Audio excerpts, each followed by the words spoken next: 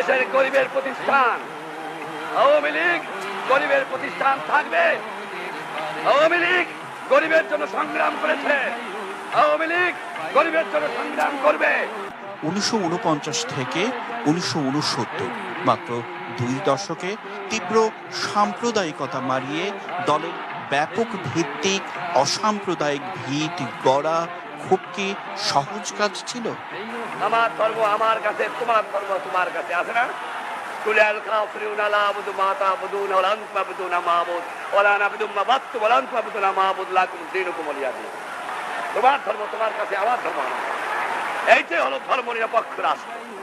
লাখো কর্মীর কঠোর আত্মত্যাগ, রক্ত, শ্রম আর ঘামে বাংলাকে অন্যতম রাষ্ট্রভাষা প্রতিষ্ঠিত করে নির্বাচন লড়ে যুক্তভাবে দলকে দুবার ক্ষমতায় নিয়ে যাওয়া খুব কি সহজ কাজ ছিল? এবং এতে অনেক রক্ত দিতে হয়েছে, অনেক কষ্ট করতে হয়েছে, অনেক বছরের পর বছর অনেক হাজার হাজার আমাদের কর্মীদের কারাবরণ করতে হয়েছে।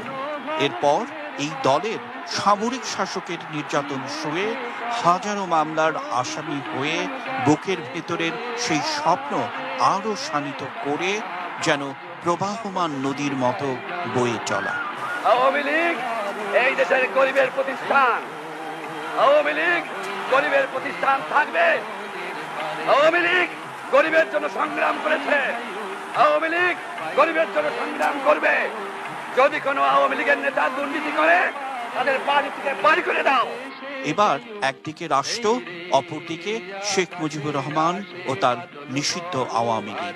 সেই আগরতলার সত্য মামলা, জেল, বিচার আর দক্ষিণ এশিয়ার সর্ববৃহৎ গণ আন্দোলনে সামরিক শাসককে এক প্রকার উন্মাদ করে দিয়ে লাখো বাঙালির নিঃস্বার্থ ভালোবাসায় একনিষ্ঠ আস্থার প্রতীক হয়ে ওঠা।